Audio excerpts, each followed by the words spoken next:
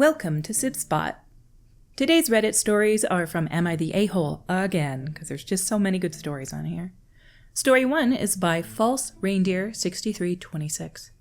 Am I the a-hole for telling the grandkids to eat some fruit if they were hungry?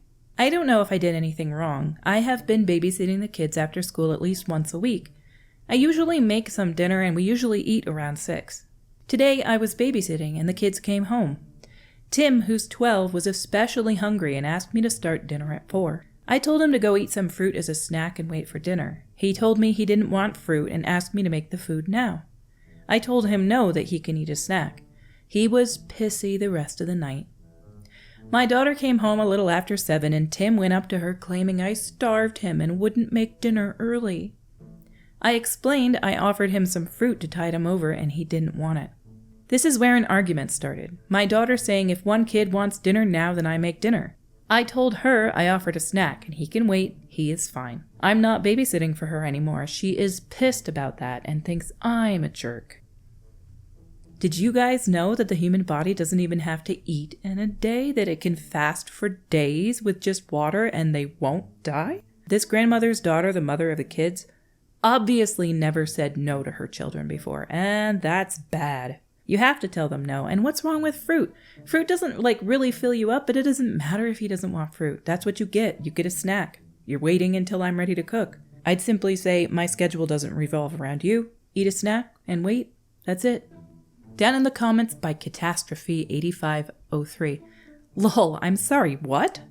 This conversation has happened in every house since we first figured out carbohydrates. Eat a piece of fruit. Have a snack. Learn to self-regulate. The entire house doesn't change what it's doing because the little princeling is too precious for carrot sticks. He's 12 and he's figuring out where he stands.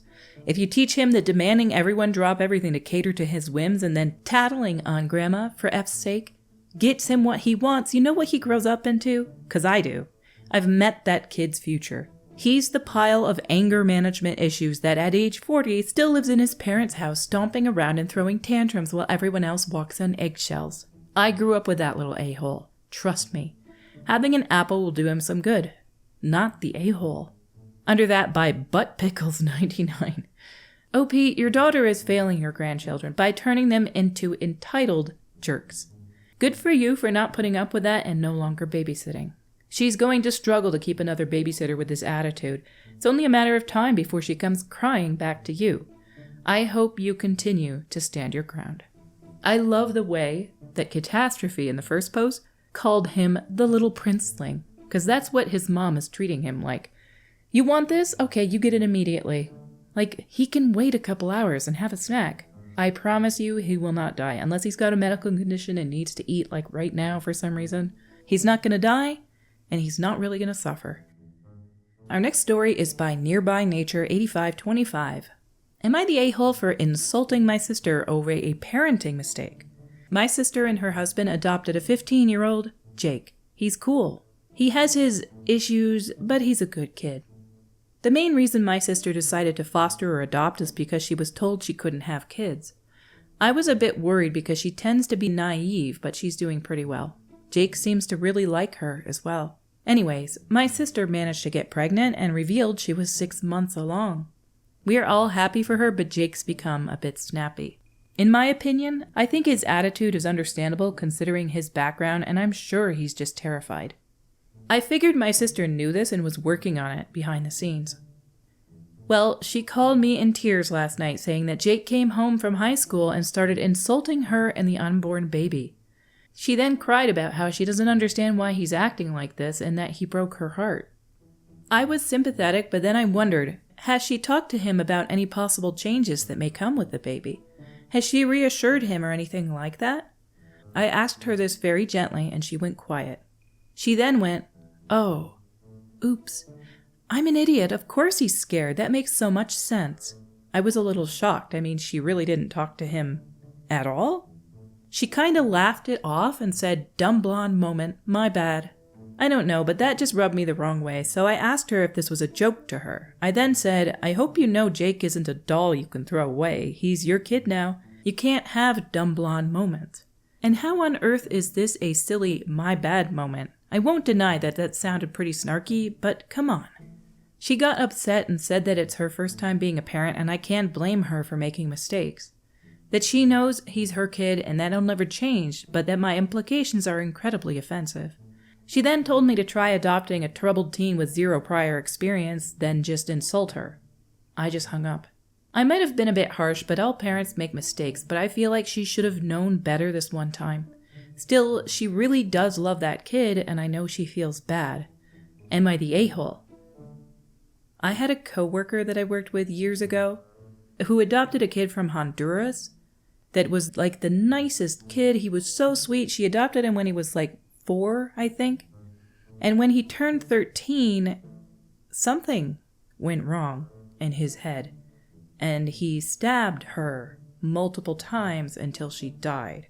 I'm not saying this sort of thing would happen with every kid, but you have to watch out for the severely troubled minds. It's one thing to be troubled, it's another thing to actually have a psychotic side. That can happen.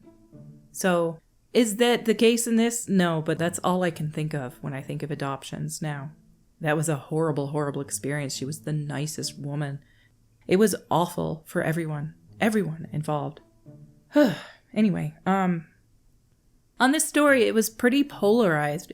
This person got labeled as the a-hole in this.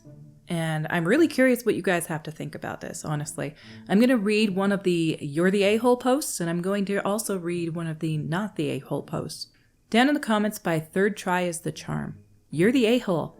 It's a perspective issue. Jake has instability leading to trauma in his background. Of course he's freaked out. Your sister, however, knows she has no intention of abandoning him and that the adoption made him a permanent part of her family.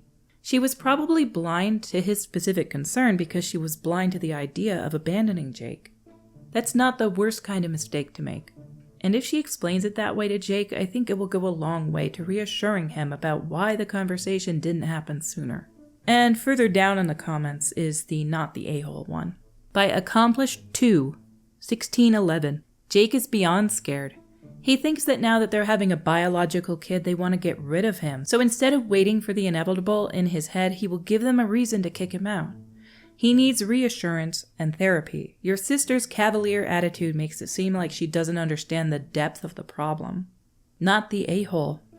I guess I forgot to screenshot one that I wanted to share that just mentioned a fact that some people aren't aware of. Some people in the world laugh because of embarrassment, not because they think something's funny. It's oh my God, if it's a big realization for them that, how did I not see this? They laugh because they consider themselves to be really stupid for not seeing it. So they laugh at themselves. It was a self-deprecating laugh that she did. She's laughing at herself like, how did I not see that? It's not funny, but she's laughing out of embarrassment. That I also agreed with in this, because I'm one of those people who, if I get super embarrassed about something, I laugh. And I've had people say to me before, do you think this is funny? And I'm like, no, just laughing out of embarrassment. I'm so sorry. I actually agree entirely with the perspective one. And I think OP needs to know that her sister isn't laughing because she thinks it's funny. It sounds to me like she's laughing because she's embarrassed that she didn't see it. Is OP the a-hole? No. I don't think OP meant any harm, didn't mean to insult her, and I also think that they opened her eyes to something she wasn't aware of, and maybe she can fix this issue with her kid at home now. I would say nobody sucks here. It's just a perspective thing, like the one person said in comments. But I'm curious, do any of you have a really strong stance one way or the other on this? Because they got labeled the a-hole, that means more people voted them a-hole than not. So, I am curious where you guys stand on it. Our last story today is by Electrical Ground 145. Am I the a-hole? I had booked a weekend away from me and my family for the end of February. This was a Christmas present from me. Am I the a-hole for saying no when my sister has asked to reschedule because we've already got the hotel and theater tickets booked? So I had confirmed with my family that they were all going to be free on this certain weekend in February. I confirmed this with them in October. That was so I could then book a secret weekend away for all of us. Hotel, transport, and theater show all paid for within that as a Christmas present to my family. So I had this all booked for 3 months now. After receiving it as a Christmas present, everyone still confirmed then that they will be free and attending. Today, around 3 weeks before this weekend away, my sister messages me saying a friend of hers is having a 21st birthday that weekend and she wants to go to that instead. So could I change the hotel date, theater show date, and transport date as well? I explained that couldn't happen because I would be charged extra fees for moving all that around. Plus, a lot of us already had made sure to have that time booked off at work instead.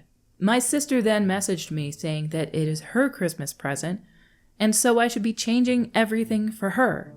I explained this doesn't seem fair to us who can only go within the time agreed because we had all agreed at that time, just because she now decided she would rather change her plans to something new. I've checked all policies for the hotel and theater show, which is on its last run that weekend, to go away, and I can't just move the dates without a massive charge or canceling and rebooking, which will result in paying twice as the hotel has a zero cancellation refund policy. Am I in the wrong for saying that this cannot happen to her and being quite upset and angry that she's telling me that I will have to do it? Would it not be better, as she has chosen this on her own accord, then she will have to just deal with that? I just want some clarity that I'm not the a-hole in this situation. You want clarity that you're not the a-hole in this situation? Clear as day, you are not the a-hole in the situation. You have a bunch of people going. You paid for tickets and a show for everyone. It's been confirmed numerous times. And suddenly, because she wants to go to her friend's 21st birthday party that weekend, she wants you to change everybody's arrangements and pay a huge fee for it. Your sister is massively entitled.